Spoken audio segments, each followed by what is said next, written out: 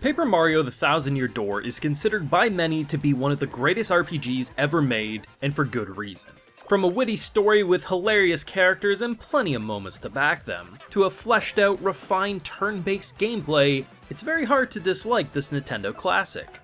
So it's understandable why many Paper Mario fans have felt disappointed that every Paper Mario game post Thousand Year Door has never really had this formula again, though I will admit I have the hot take that every Paper Mario game is incredibly fun. But even I'm not going to deny that this has been and might always be the peak that this franchise will ever see. So to have Nintendo bust out a flawless remake of one of the best Mario adventures ever told was of course a welcome surprise, but we all expected sooner or later Nintendo would get there. But after playing through this wonderful remake, I think it's time that I admit this very well might be the best Mario game period, which is saying something.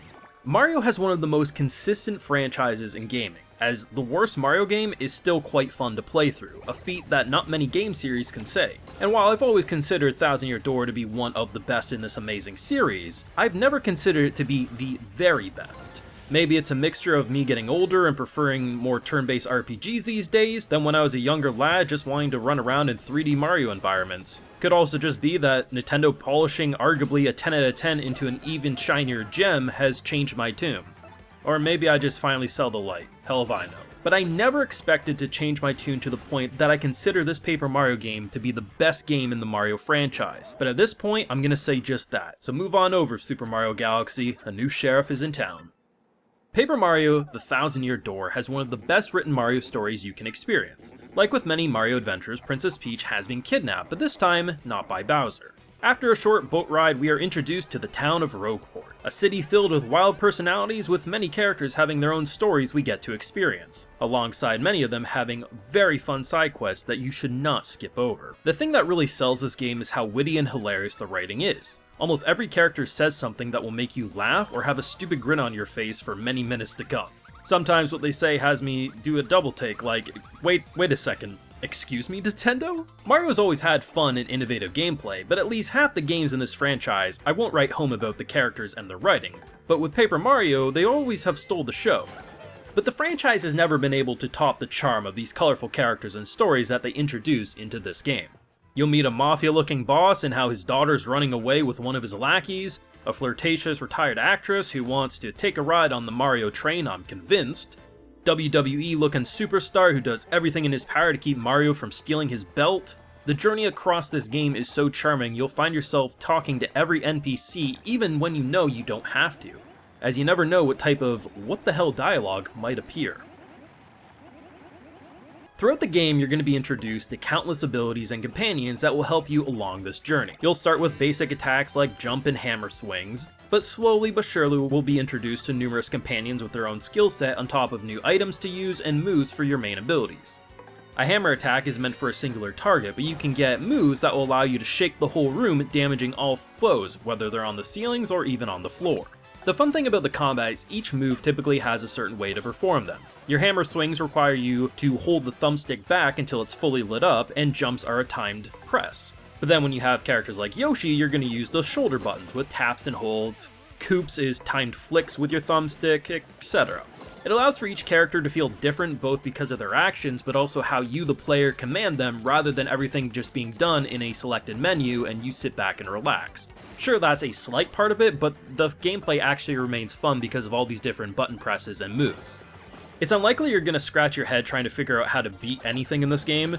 Once something stops you in your tracks, it's pretty easy to realize what moves or items are going to do the trick if that one didn't.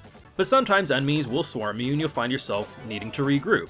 It's the perfect type of challenge that's casual enough while still having a little bit of spice, though there's obviously the pit of 100 trials if you want to have a bit more spice to this dish.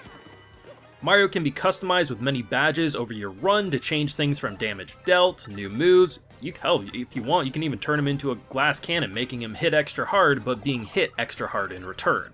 As you level up, you choose one of 3 stats to increase, with one of them being how many points you have for badges, with each badge requiring a certain number of points to equip. Of course, you can also increase your health, or also the number of times you can use special moves. Something I really love about this game, which I'm typically indifferent more often than not, is the detour and focus on other POVs. While not overly in depth, anytime I got to control Bowser or Peach for a brief moment was a fun change of pace. Seeing Bowser completely harmless as he's upset that someone kidnapped Princess Peach and it wasn't him, so he storms off and we are in this 2D Mario level for a brief moment. Or Princess Peach has to teach a computer about love. Like, what's going on, but I love it. That's what I mean though, that this story has the most fun you could ask for, and probably has the best visual flair Mario has ever known. The paper aesthetic has always given these games life, but the updated visuals in 2024 has elevated this game into the best it's ever looked at 30 frames per second. I really like how Origami King looked, but there's something about this classic style in this way that it just can't be beat. With all the great games that I want to play this year, to immediately want a second playthrough of something that not only did I beat when I was a kid, but just beat right now, and I still want to go back and play it again, rather than jumping into one of the new games that have sparked my interest, speaks wonders for me and how much I adore something like this. Now, whether you've played the original and don't think the same game is worth paying for a second time, or you've never touched a Paper Mario game in your entire life, let me say this. It is most definitely the most definitive way to play one of the best games ever made, and the quality of life improvements with updated visuals and audio make this a worthwhile purchase, as even backtracking is made easier in this remake versus the slog it would feel in the OG. Let me tell you, those warp pipes to get to all these different locations are a game changer and is so fun. If there's one thing I could change if I had to criticize anything, it's when it comes to the side quests. Arguably, quests you should not skip, but unfortunately for all these amazing quests you can only select one at a time, which doesn't really seem like much in hindsight, but most of these quests you can easily see yourself being able to do 2, 3, 4 at a time just because of where they're stationed. I don't mind going to collect a key to give to someone, but it's like I also know I could just go do other quests alongside that. It's not really a big make it or break it, but when you see the numerous quality of life improvements they've done, I really think being able to have more quests than just one active at a time from this bulletin board is something that maybe could have been added. I love all Paper Mario games, in some way or another, but yes, I definitely like games like this more than some of the others in this franchise. I'm not gonna deny that. But I've never once thought a Paper Mario game would become my favorite Mario game of all time. But here I am in 2024 finally admitting what many have claimed to me since 2004.